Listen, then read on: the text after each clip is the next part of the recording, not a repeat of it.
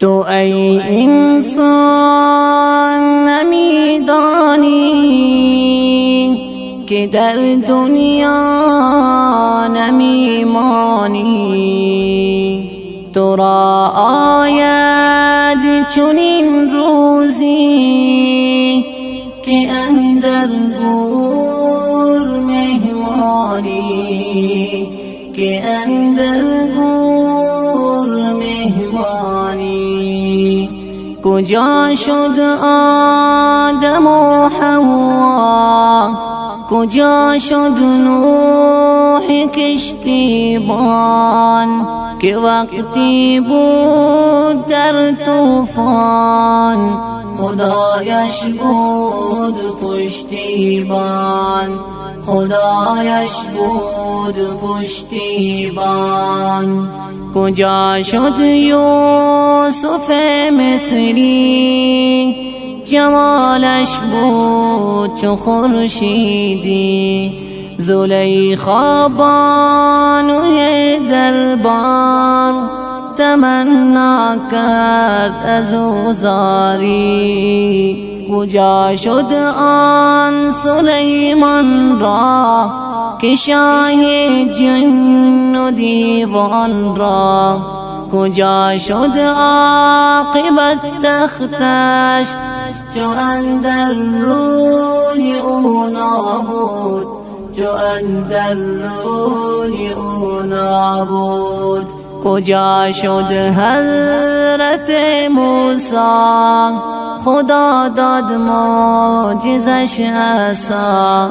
بسا جنگید با فرعون که غرقش کرد در دریا، که غرقش کرد در دریا.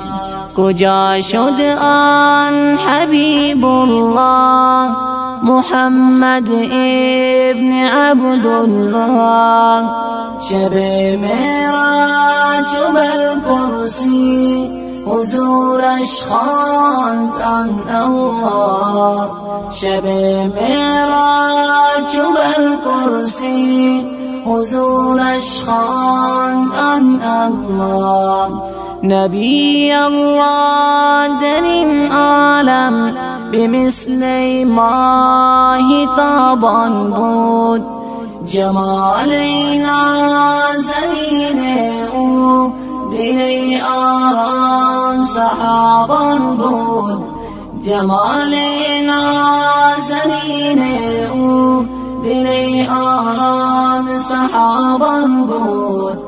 ابو بکر یار غار او همیشه جان نثار او، ز دوستی نبی قبرش بگردید هم جوار او، ز دوستی نبی قبرش بگردید هم جوار او.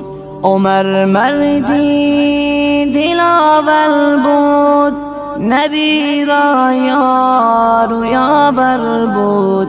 به هر امری که او می گفت خدا از رأی او خوشنود، خدا از رأی او خوشنود. کجا عثمان ابن عفان که او بود جامع قرآن، سخی هم بود و ذی‌النورین، بر اسلام کرد او احسان، بر اسلام کرد او احسان. علی داماد پیغمبر که بود شیر خدا حیدر، علی مرد شجاعت بود مسلط بود بر هر در، علی مرد شجاعت بود مسلط بود بر هر در. تو ای انسان نمیدانی که در دنیا نمیمانی. تو را آید چنین روزی که اندر گور